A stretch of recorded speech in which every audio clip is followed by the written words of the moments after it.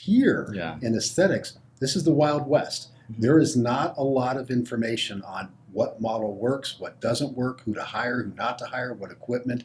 Not knowing when you get into the laser business and the competition and the pressure to buy equipment, to finance it, to look at the final bill, it was just really stressful, but I didn't know any other way.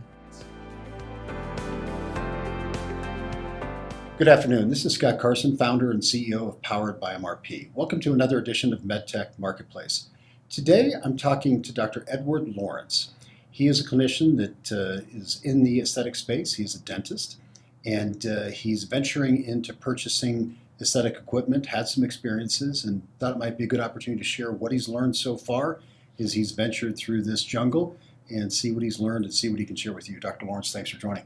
Thank you for having me, for sure. You got it. Well, welcome to Park City. Oh my gosh, thank you. It's been a great day already. So you missed the snow that we've had since October. It's like the first 2 weeks of some beautiful weather. So you came at a good time.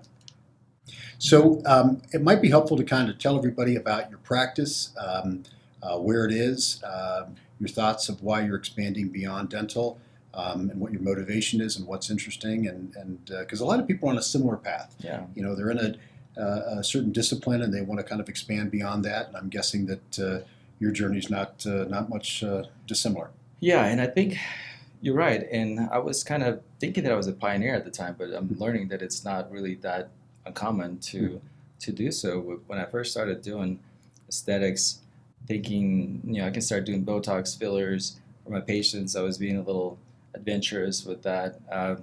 And I started to experiment with other injectables, PRP, healing, some stem cells.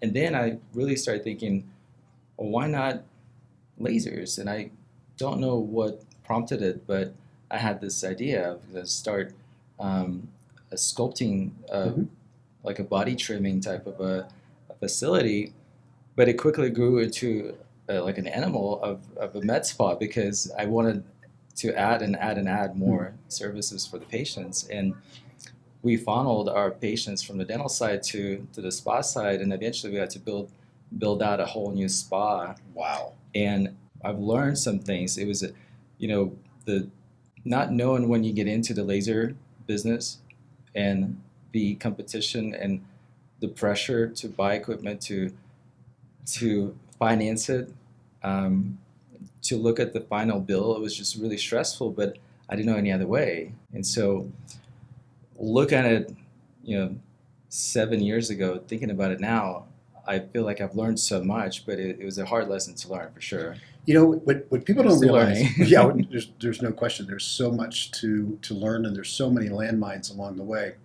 When you think about it from this perspective, it doesn't matter what discipline it is. If you're dental or chiropractic or OBGYN or neuro, whatever it might be, there's a template for how those practices either operate within a hospital setting, as an affiliate to a hospital setting, or independent. Yeah. You basically, if you're going through dental school, you pretty much get the information of what it's going to cost to build a dental practice or to acquire a dental practice, what the earnout's going to be. Those templates are pretty well designed. But here in aesthetics, this is the Wild West. There is not a lot of information on what model works, what doesn't work, who to hire, who not to hire, what equipment. So you're right, you're pioneering. And although you thought you may have been new at the time, no one else is doing it, and then later on said, hey, well, a lot of people are doing it, the one constant is everybody is still learning. Because this industry is only about 30, 35 years old, and we're all kind of pioneers out there trying to figure it out. And that's why this podcast is so interesting to people and why we have so many followers on it, so many people viewing it and downloading it, is because we get people on here that either have great experience that other people can leverage from, or they've had experiences that might be helpful for people to know. And in your case, one of the reasons I want to have you on is because you had a recent experience as you're learning things that was a bit traumatic with a reseller. Yeah, this is interesting, and I'm still kind of processing in ongoing ordeal. But in general, I wanted to expand. I wanted to do more. I feel like I was getting to a point where I built enough relationships with the old representative from different companies and thought I can pick and choose who I can work with, and thought being a dentist and being in the dental space and aesthetics, maybe I was could tap into a market and work with the company and help them also get into dental business. So I came in as an advisor partner, thinking that this was my the representative that I was working with. He wanted to partner up with me. So what you heard is, doctor, you're an amazing person, just a real trailblazer in dentistry. We've never seen anybody like you, and Yes. we really want to turn you into the Kathy Lee of dental aesthetics Yeah. and get you on TV and put you out there. And you genuinely felt that was a genuine commitment, and they were really interested in your personal growth and then Yeah, leveraging yeah. off your brand. Yeah, and knowing that I actually wasn't really looking for that. It was something that I pitched a long time ago to them, with it while they were with a different company. And this time they remembered what we talked about before, and they're like, "Hey, let's come back to this idea. I thought it was a great idea. We really have this company that's willing to work with, and we're really just different because we're able to kind of develop with you and grow with you." And that kind of like I was thinking they were investing in me as a partner. And so in a way they invited me to see their equipment and say, "Hey, can you make it to a quick meeting? No pressure. I know you don't need anything. I thought we have some cool things to show you. Just show you what our brand is all about and our people and how we separate ourselves from other companies, of our service and just dedication to train your staff to grow you to a different level." So I'm like, wow, well, this is one thing that I was missing, is that support after the equipment's sold, and retraining staff, because if you're trying to grow to multiple locations and you're trying to retrain somebody and constantly forking out money after checks to train your staff on the same equipment that you bought from the company, but you can't get the rep to come back because they're already with another company. So it just keeps, it's like a wild west, and you're chasing your reps around. They're not there anymore. Next day, they're gone. This is an interesting point. Yeah. The average rep turnover in the space is 2 to 2.5 Gosh. years. Very few people realize that the reps in the space don't stay a very long time. And I'm going to share something with you, and also to the viewers, that might be important. Why that works, why that ecosystem works with this rolling over, is because the industry has primarily been very disingenuous in the way they've approached you. And how this works is after they've pretty much farmed all of the victims or all the customers, I just shouldn't have said victims, but the point is, after they've done all that, their reputation is damaged. Yeah. And so what the rep does is, well, you know what, it wasn't me, it was the company. Mhm. The company says it wasn't us, it was the rep. So Yeah. they change to a different organization, and then everybody's clean all over again. Yeah. So that isn't an uncommon thing, and that's why if you looked at their LinkedIn, so many of them have got 1, 2, 3, and then oddly end up back at the same company again. Yeah. Yeah. So it's kind of a rotation. So keep going. Yeah, so I totally agree with you on that, and I started to realize it the more I was doing it, and it was really hard to find that long-term relationship. So finally, I said, you know what, okay, it's something different. Maybe I'll go and just say hi, and introduce, take a look at the equipment, introduce my ideas, and see how they respond. Because I just wanted to see if they were genuinely interested or they're just trying to sell me equipment. So at the time, it did not feel like pressure of any kind of sell.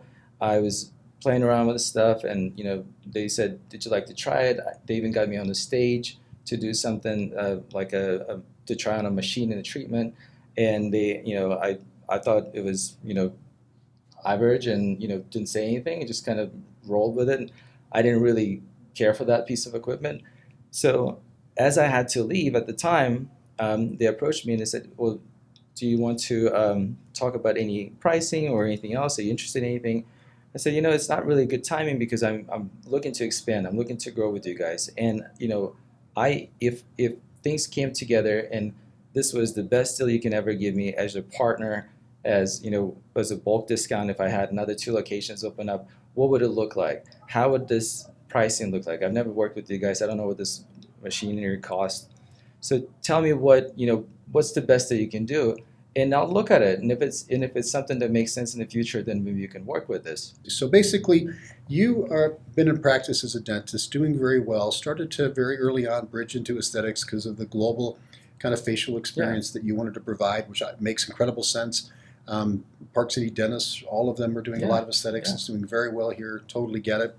And so then you started to get into aesthetics more. You really expanded your business. It was going great. You had to blow out the facility to do more general aesthetics outside of dentistry, and that goes well. You rekindled a relationship with a rep that had previously told you about KOL, key opinion leader relationships, and said, hey, you know what, he's at a new company, and they responded and said, hey, this is something we want to do. They shared with you their vision about customer care and taking care of the customer post-sale support, Training, and you were concerned about all of these things in the past with rep turnover, not being able to support you, and maybe this was the place, this nirvana type environment where you could get long-term support. And so you showed up at a meeting at their request, and they helped you, or they had you participate in some of their events, and then they said, hey, you know what, are you interested in any of the pricing? And then what happened? Okay, so perfect recap. And yes, I said, yeah, I'd like to see, but I'm not looking for anything. So the way he suggested, do you want me to put this and this, this and this together? And I said, yeah, what about that one that you just tried? I was like, well, I really don't need it, and I already have similar equipment that works kind of like this one. But again, if you were to give, like, if it looked like it was a good deal, or you're really working with me like a partner, I'm just curious, what kind of pricing am I getting? And I'm just want to see the numbers. And so, you don't even have a space for this yet. No, not even close. Not even a location. The idea that I told them that I cannot buy any more equipment because I'm having a hard time training my staff to use my old equipment because all the reps are already gone. So he's like, well, we'll train your staff in addition to working with you. We'll train you on them on the old equipment because we already work with all these companies. We know how to work those. So that's where I was, really hoping. This is now family. Oh, it was like they were going to take care of your old children and your new children. I'm working in my dental office, and I'm having to train my staff how to run their equipment and even fix it sometimes. So, you do it all. And I'm like, please, somebody take it off my hands. At least maybe they can train, and I can hire people. So here you are at this meeting, and you don't have a facility, don't even have the plans really for one. You had some pain related to some current equipment that they were willing to train you on, and they said what? Said, okay, we'll put the numbers together, and we can even finance it for you if you decide to go forward with it. So I said, I'm not looking that far because this is just a request. You don't have a space. How could you even care about financing? So I say, okay, well, I have the financing already situated. I already work with some people, so if I ever need it, I'll work with them.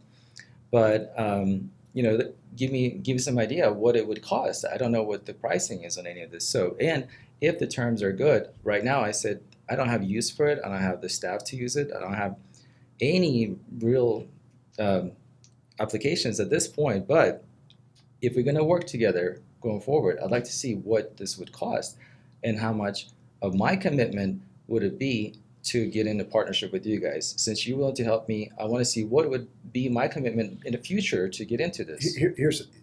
By the way, what you just described is a very common business tenet, and that is, you know what, I'm planning on something for the future. I want to understand my CapEx cost pro forma. Share with me what it's going to be if I partner with you in this vision that I have as I start to compile data and information, what this is going to look like. That's a very common request that if you talk to anybody in any industry, if you're going to go build a marina, okay, you don't even know where you're going to put the marina. You want to say, you know what are my docks going to cost? I'd like to know what that is. Can you kindly put a pro forma together? So that's exactly you made this request and said, can you put a pro forma together? And they mentioned financing. You're like, I'm all good with financing. I'm a long ways off. Then what?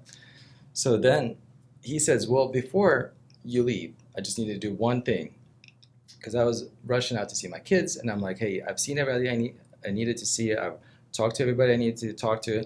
We'll continue this conversation in the future. Great. He's like, well, if we're going to put the quote together, you need to, if you can sign it for us, so you can give it to a financial institution so they can actually give you financing if you decide to go forward with it one day. By the way, everybody, that is complete and utter nonsense. I I know, thought so too. but it's nonsense. Nobody I needs trust them a because signed yeah, agreement to get financing. That's good to know ridiculous. because this is something that I thought it was a little bit different, and I also didn't feel threatened because he was a buddy. I feel like I could just talk to him about anything, and we were establishing a partnership and ideas, sharing the future like vision together. So Everybody, book note that for just a moment. He used the word buddy. This is a buddy. This is a friend. 100%. This is somebody you I would trusted. treat him as a friend, and I would literally, you know, it's not that I've known him for that long, but his personality was just so nice, and I couldn't, I feel like I've known him for years. No question. Got it. So going forward, I leave. I sign the agreement.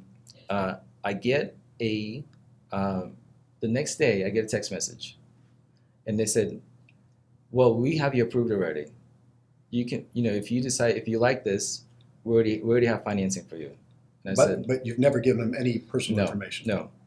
So what they've done, they used my past information from my old equipment, the same financing sheet that I filled out. They used that information.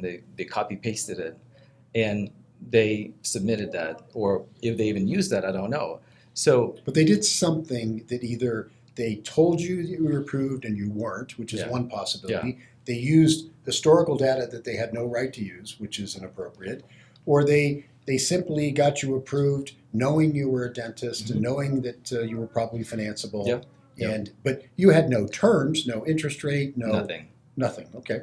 So I said, I appreciate that, that's such a quick turnaround on this approval. I don't know what the terms are.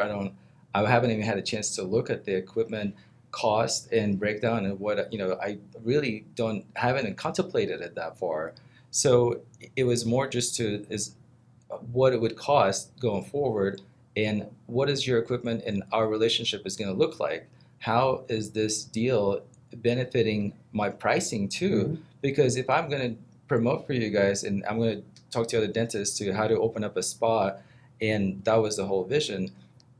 If I'm advocating for this team, this support, and this equipment, then what does my pricing look like? Because this is a commitment for both of us. So I just was curious, and will there be any discount? So looking at it, I quickly realized that it was way more than I can handle at the time. So when they first sent me a text message, I said, "Well, it's a little bit pricier. I understand." I'm like, I'm not in no way ready to Because there's move no forward. building. There's nothing, no, and So no building. You No simply staff. signed something because you trusted this person, that what they were telling you seemed factual. You didn't have a chance to go to your own financing partner. They came back Not and yet, said you're yeah. financed.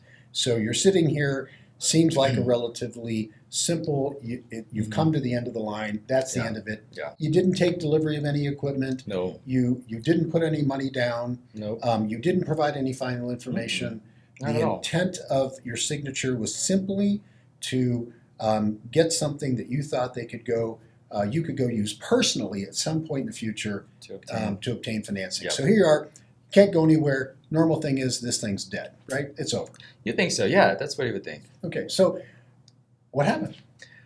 Well, a week or two goes by, and then I get a call from one of the reps, and he says, "Hey, have you had a chance to look at the financing? We got you a really good deal." And he goes over the breakdown of the deal, and I said, of the financing. I said, I don't think we're ready yet. I don't have the space yet. My staff, I was going to open up another location at the city, and it was kind of falling through because I haven't had a chance to solidify a location at the time. It was actually leased out before I even had a chance to look at it. So I don't have a location. I don't have a dream anymore for that location because it's just poof, disappeared.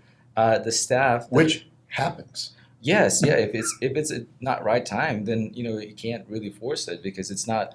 It was things had to come together. Of course. And so I said, this is not the right time. I would literally need some time to restructure this deal, figure out where I'm going to put this, who's my staff's going to be. I have some people that I think I can put it, but I don't have a location yet. So, and life gets in the way, so we get kind of behind, and we kind of talk occasionally. I get another text message, hey, and a call maybe too.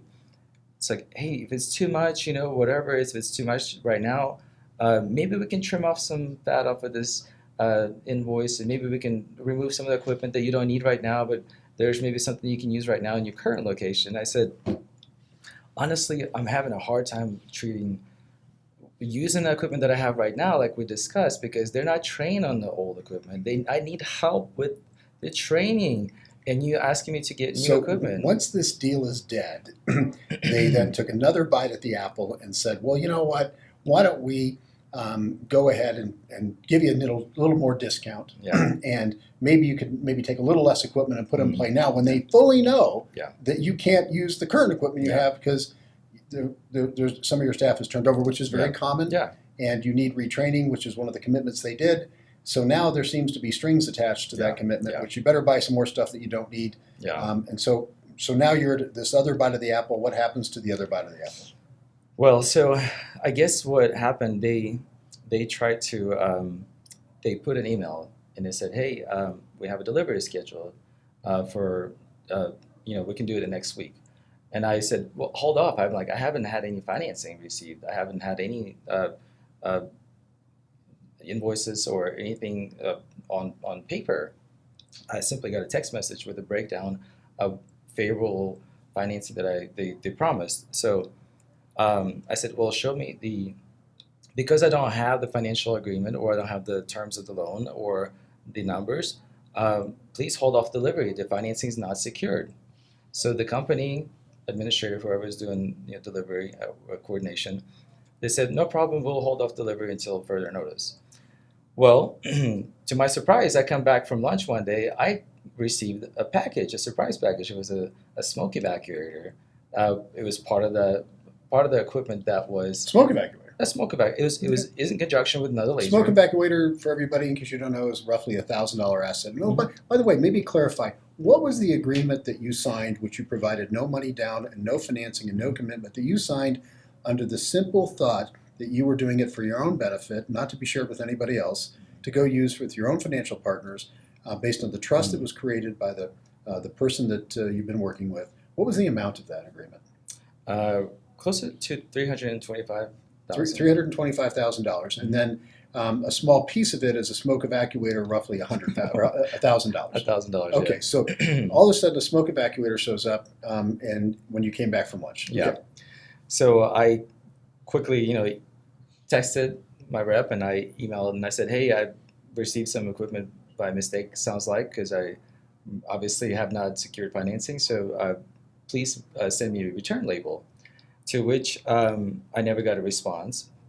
And to my other surprise, I discovered another piece of equipment that was hand-delivered. Not a piece of equipment, right? Not a piece of equipment. It was a piece of a certain handpiece, a cord, basically generally a cord with a little bit of an attachment to it that may be able to do some work.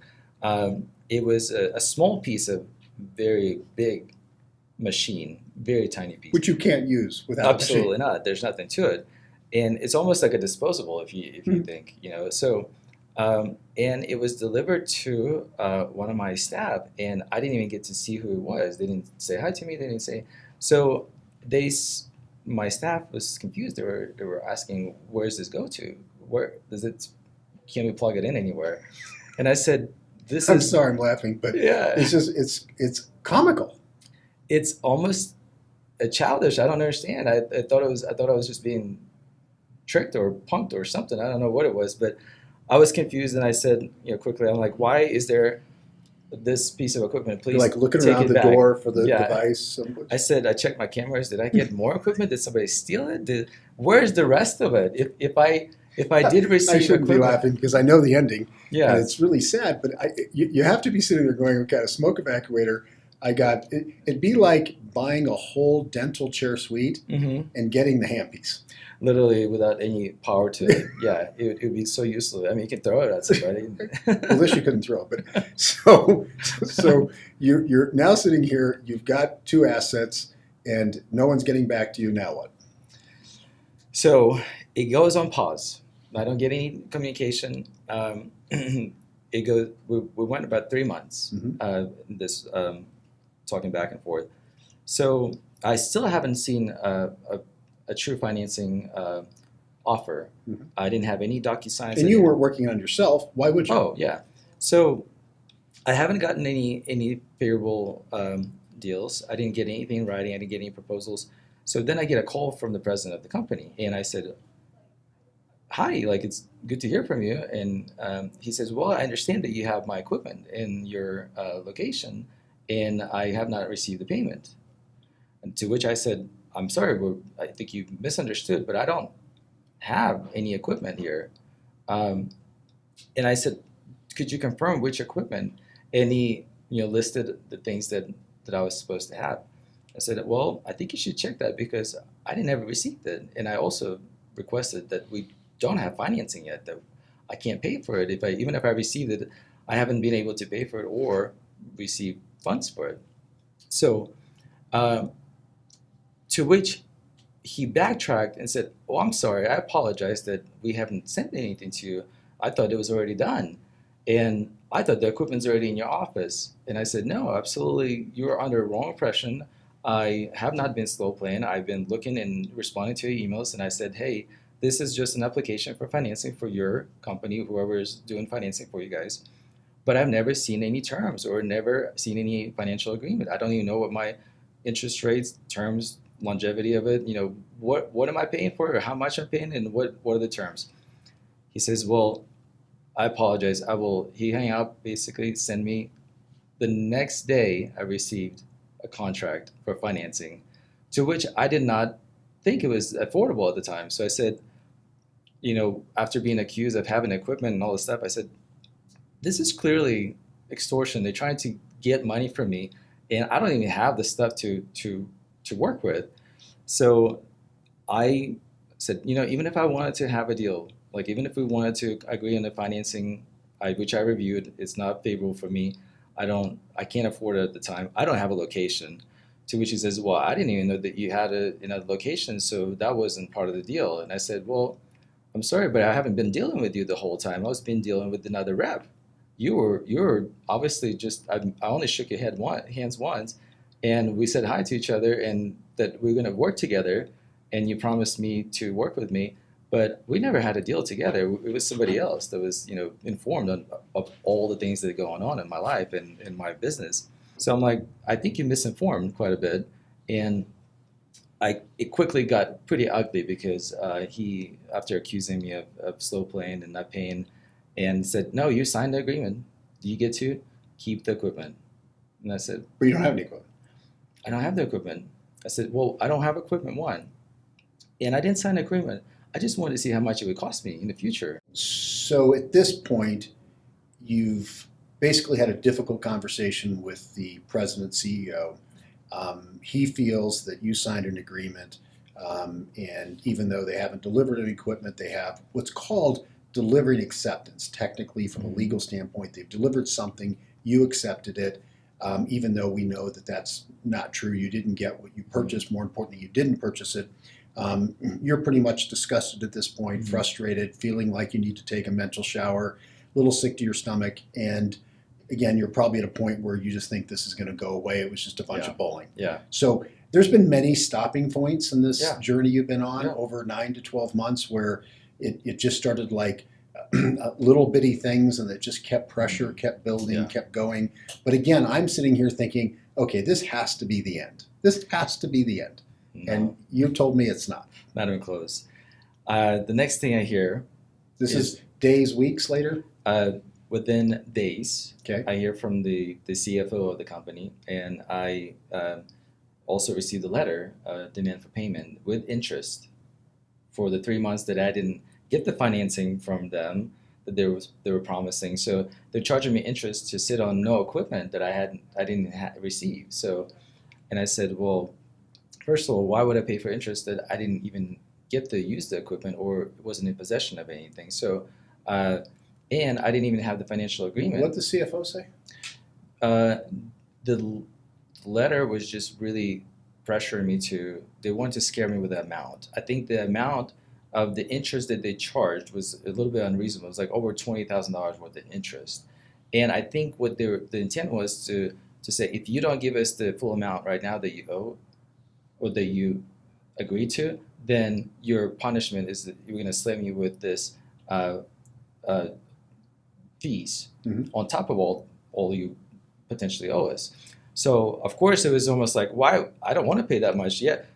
The initial thinking, maybe I should take the equipment because I don't want to pay extra 25, 30, whatever extra thousands of dollars that they. Wow. So your reaction. I just want everybody to hear this. Yeah. Your reaction now is based in fear. Well, yeah. Okay, so now you're like, I never wanted the equipment.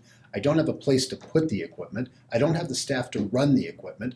I can't get my current equipment running because the reps have turned over and won't support me anymore to get retraining at a reasonable amount or any amount. Yeah. And now you're thinking, I'm going to go spend $320,000 so I don't have to spend 20 or potentially end up in some bigger mess. Yeah. So I understand that is a bizarre reaction, but I understand, I get it. Yeah. But this is it crossed my mind. Yeah. It crossed your mind Yeah. that you might have to buy your way out of this. I honestly thought, could I use it? Could I afford the payments?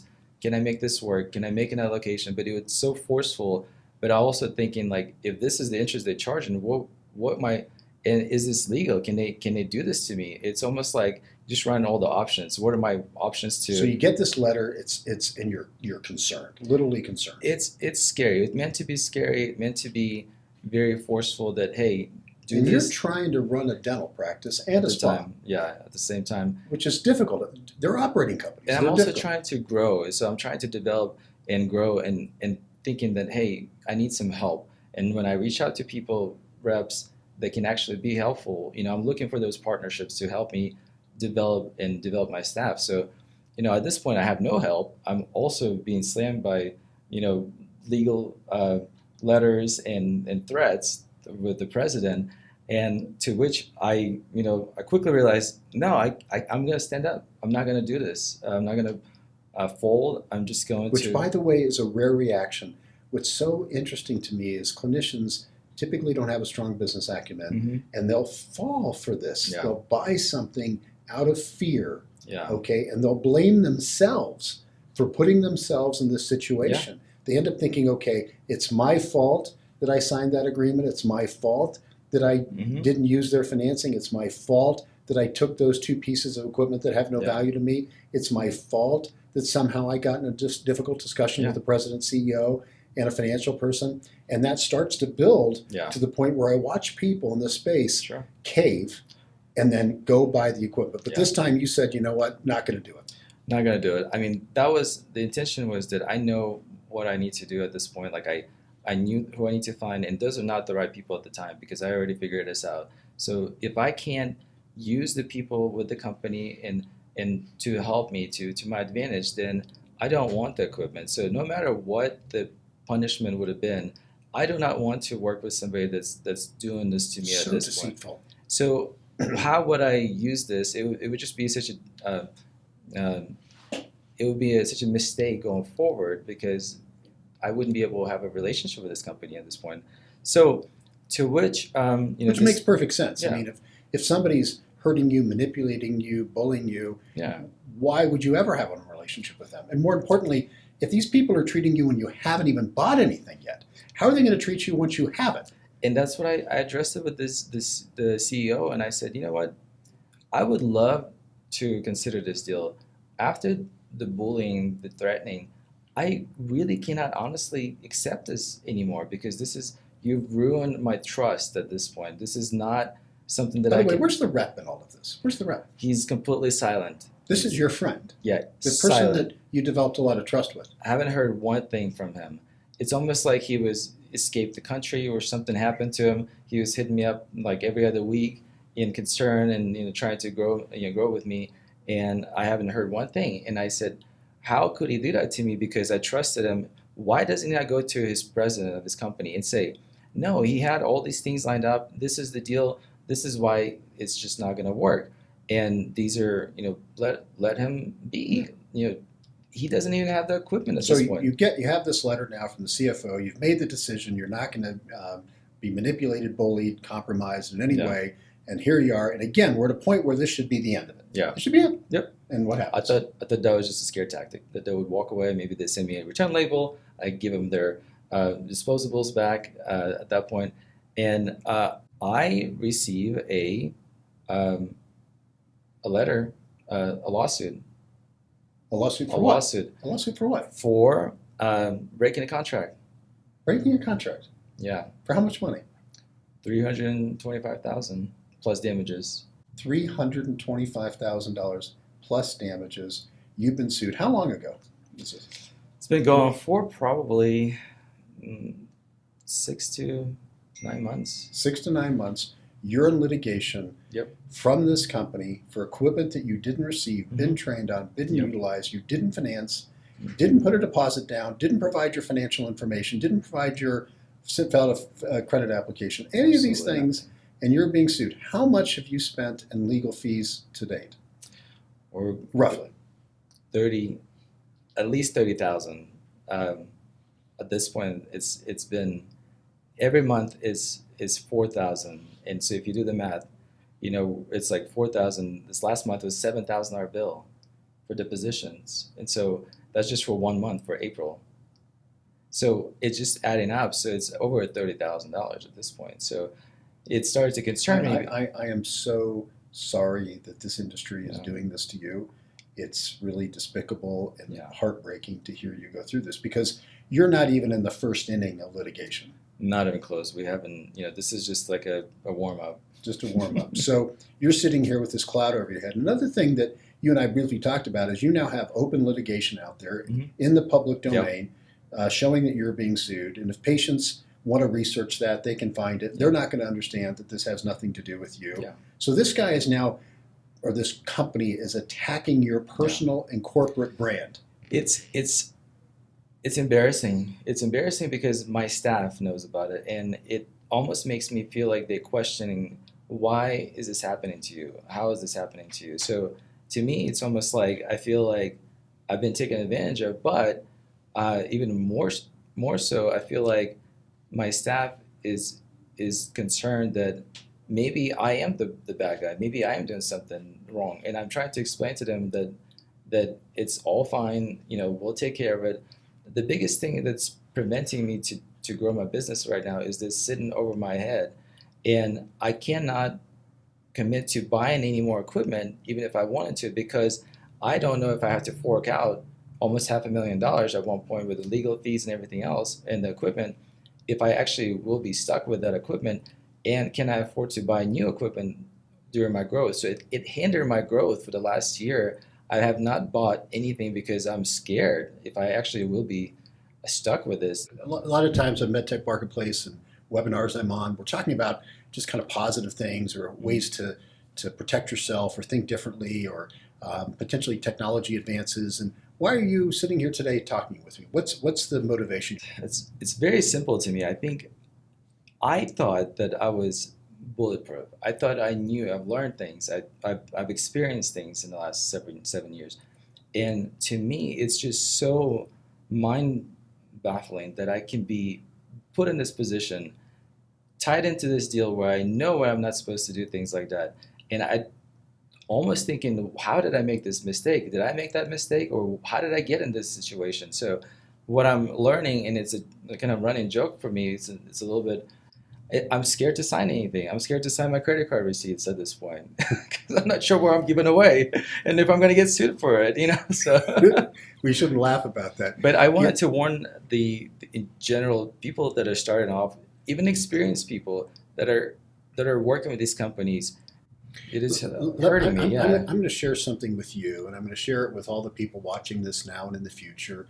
That's incredibly important for you to realize, and I think everyone else is. You have to understand that you didn't do anything wrong. Okay, Yeah. You got to know that at your core. Yes. You didn't make a mistake. Yeah. This is no different than, honestly, so many things that happen in life that are really Mhm. horrible. Getting hit by a drunk driver, Yeah. or Yeah. just falling down a flight of stairs. Anything, and there's so many things that happen in life Sure. that just kind of happen. Mhm. And this is one of those really horrible things that just happens. You didn't do anything wrong. Yeah. You didn't make any mistakes. You trusted people that were around you as trusted Mhm. advisors and friends, and you ended up in a really difficult place. And so you didn't do anything wrong. And I think that's So, yeah. important to know, that it's just one of those things. Oftentimes, there was a lot of mistakes along the way and lessons I learned and failures that were happened to me in the same way they happened to you. Yeah. And it's through that you actually get success. Mhm. So one, you didn't do anything wrong. The second Yeah. thing is it's all part of the process. It's all I part of believe the it. process I get to discuss. But what I want to tell everybody in this podcast, and what I want you to take away from this is, it is incredibly important that you don't sign anything. And I know we're powered by MRP. I always tell everybody that I'm CEO, founder of Power MRP. We sell devices, we trade, we service, we sell. We're going into a much broader vision of what our marketplace is. And but I'm telling you, even though it's not serving me, don't sign anything. Okay, take your time. This is a core 100%. pillar in business. Time is your ally. Mhm. Okay, and if there's any ever pressure of any type, that is generally a giant red flag. Yeah. You do things on your own term, when you're ready, without rushing. The other thing is that if you're ever not sure, okay, ever not sure, that's a red flag. Okay, Yeah. if your gut's telling you doesn't sound right, Thinking back about probably not right. it. Yeah. Okay, probably true. not right. The other thing about this industry is what everybody's got to keep recognizing is these guys are paid to sell to you. Mhm. Okay, so the takeaways for everybody are to, again, not sign anything. Take your time, gut check. When things aren't going right, pull out. Yeah. If you feel like you're being pressured and being bullied, lawyer up quickly. Lawyer up quickly. Lessons. Now, yes. So here's the good thing. If people want to know how this ends up, we'll podcast in another 3, 6, 7 months, Yeah. and we'll go out. Definitely. But you know what? Here's what I know. I know that when you made that decision several months ago to say, I'm not going to concede, because I know 9 out of 10 clinicians actually concede, Yeah. and they pay it, because I talk to them and they're Yeah. like, Scott, I had to buy this thing. I've never used it. Mhm. What do I do with it? And I'm the guy that has to give them the bad news and say, you know what? It's not worth $100,000. It's worth $10,000 Oh my gosh. because yeah. of the unethical, illegal, unjust, completely predatory Mhm. recertification fees Yeah. that these companies put on there, so it can't be sold to somebody else. And I have to deliver that mail to them. Now I'm the bad guy. But I know that since you took that place, that moment, said, you know what, I've had enough, that you're going to come out on top. Mhm. And I also think you're probably going to get some of your legal fees back. Mhm. I also think that they're probably going to write you an apology letter. I also think that they're going to probably have to tell your staff, because in the end, goodness wins. Yeah. And you know what? What they don't realize is you're tenacious and you're strong. You have revenue coming in from a practice. And instead of going and creating jobs and value and caring for people, you're going to spend that money in legal fees, and ultimately you're going to prevail. Now, you can't see the goodness in this today, but probably in a year, 2 years from now, this is going to be one of the most valuable things that you took away. Why I'm taking the time to share this with you is because people are going through the exact same Sure. thing you are, and I don't have the chance to talk to them. I don't Yeah. have the chance to sit down with them, but I want them to listen to this Yeah. and understand I've been there, you're in the middle of it, okay? And you're going to come out as I've come out and prevail through this. Yeah. And you're going to win, and you're going to be stronger for it. You know, Appreciate Dr. it. Edward Yeah. Lorents, thank you for joining Thank MedTech Marketplace. Enjoyed having you. I'm sorry what you're going through, It's all right. but you're going to be fine. I appreciate all the encouragement. Thanks, buddy. Thank you. Appreciate it. Bye.